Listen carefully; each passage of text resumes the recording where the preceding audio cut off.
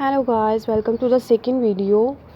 जिसमें हम भाई वीर सिंह के मेनली लिटरेचर करियर के बारे में पढ़ेंगे और उनकी जो नोटेबल वर्क्स हैं, नॉवेल्स हैं, पोएम्स हैं, उसके बारे में भी हम डिस्कस करने वाले हैं आज। तो इसमें मैं आपको फटाफट शॉर्ट में बता देती हूँ बिकॉज़ बहुत लंबा चलेगा तो और जो पोइट्स हैं उनके बारे में हम ज़्यादा याद नहीं रख पाएंगे। ओके, तो शॉर्ट में मैं यही कहूँगी कि जब उन्होंने मैट्रिकुलेशन पूरी की तो उसके बाद उन्होंने अपने जो पापा के फ्रेंड थे वज़ीर खान, उनके यहाँ पे प्रेस में काम करना स्टार्ट किया, जहाँ पे वो ज़्यादातर ज्योग्राफी की जो टेक्स्ट बुक्स थी उनको प्रिंट करते थे स्कूल्स के लिए। फिर 1893 में जाके 18 साल की उम्र में उनकी जो है मुलाकात धनीराम चैत्रिक से हुई, जो कि वो भी आगे चल के एक राइटर ही बने पंजाबी लिटरेचर में। और वहाँ पे उन्होंने उन्हें कहा कि आप लिथोग्राफ इनग्रेविंग जो है वो सीखिए। लिथोग्राफ इनग्रेविंग यानी कि लाइक स्टोन पे आप कोई भी डिज़ाइन या फिर जो लेटर्स है उसको प्रिंट करते हैं, ठीक है। और साथ ही साथ उन्होंने उन्हें पंजाबी लैंग्वेज में पोइम्स लिखने को भी बड़ा ही इंस्पायर किया। और यही वजह है कि उसके बाद उन्हें जो आइडिया आया था ना कि मैं सिख कल्चर के बारे में बताऊं, क्योंकि सिख लोग क्रिश्चियन में कन्वर्ट हो रहे थे उनके क्लासमेट, तो वो आइडिया उनको धनीराम चैत्रिक से मिलने के बाद ही आया जब उन्हें इंस्पायर किया गया पोइम्स लिखने के लिए, ठीक है। और फिर उसके बाद उन्हें जो है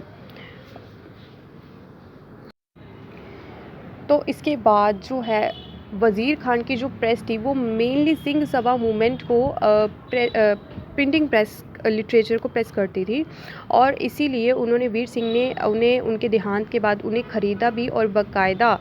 खालसा समाचार को काफ़ी लंबे समय के लिए प्रकाशित भी किया। और यही वजह है कि धनीराम चैत्रिक से मिलने के बाद उनकी लाइफ में बड़ा ही टर्निंग पॉइंट आया, बिकॉज़ उनके बाद ही उन्हें उनकी जो पोएटिक स्किल्स थी उन्हें निखारने का भी काम किया और साथ ही साथ उन्हें बड़ा ही इंस्पायर किया। और उनकी जो आगे जाके नॉवेल्स थी, वेरी फर्स्ट नॉवल, उसने भी बहुत ज़्यादा पॉपुलैरिटी हासिल की, वो हम आगे पढ़ेंगे।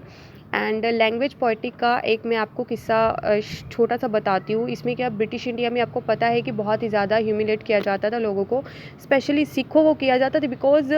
जो एक 18वीं सदी में अगर आप देखें तो सिखिज़म का बड़ा ही काफ़ी एक स्ट्रॉन्ग इतिहास है, जब वो बड़े ही दिलेरी से लड़ते हैं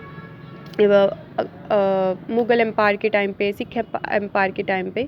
तो यहाँ पे क्या होता था कि उनके जो केश है उनका बहुत ही ज़्यादा महत्व है सिखों में, आपको पता है, तो उसे पब्लिकली शेव करने के लिए बोला जाता था, इंसल्ट किया जाता था। तो वहाँ पे इन्होंने, भाई वीर सिंह ने बड़े पीसफुल तरीके से अपने नॉवेल्स के थ्रू, लाइक अपनी स्टोरीज़ के थ्रू एक सिख कल्चर को बड़े ही अच्छे ढंग से उन्होंने लिखा उसमें, और स्टोरीज़ बताई, बहुत ही एक अच्छा लिटरेचर उन्होंने प्रेजेंट किया लोगों के आगे। और फिर उनके वर्क की थोड़ी सी बात कर लेते हैं। यहाँ पे उन्हें सिंह सभा मूवमेंट में काफ़ी अच्छा इंटरेस्ट आने लगता है, और इसीलिए वो एक खालसा ट्रैक्ट सोसाइटी को लॉन्च करते हैं 1894 में, और उन्हें एक टाइटल देते हैं निर्गुणरिया, जिसके अंडर वो श्री गुरु नानक चमत्कार, श्री गुरु काल गिरधर चमत्कार जैसे मेजर क्रिएशंस को सीरियलाइज़ करते हैं। सीरियलाइज़ यानी कि वो दिखाते हैं, लाइक वीडियो टाइप में, मे बी ऐसा ही होगा, श्योर नहीं हूँ, बट सीरियलाइज़ तो यही है, बिकॉज पब्लिकेशंस और सीरियलाइज़ दोनों में डिफरेंस है, ठीक है। और उसके बाद उनके काफ़ी अच्छे नॉवेल्स आते हैं, स्पेशली उनका एक नॉवल आता है 1898 में, सुंदरी, ठीक है। इसके बारे में मैं आपको बताती हूँ, मैं आपको अभी बता देती हूँ, बिकॉज़ वो ये चीज़ आगे डिटेल में आएगी, मैं आपको अभी बता देती हूँ। सुंदरी जो है उनका पहला नॉवल था, और इसने बहुत पॉपुलैरिटी हासिल की थी, बिकॉज़ उन्होंने एक वुमेन को बड़ा ही एक मेजर रोल दिया था अपने नॉवेल्स में, बिकॉज़ वो एक वुमेन को एक अच्छे रोल में प्रेजेंट करना चाहते थे, इक्वालिटी में बिलीव करने वाले थे,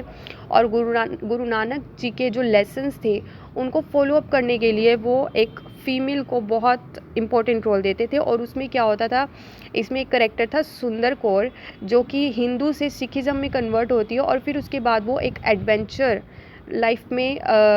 जंगलों में रहना सीखती है, जंगलों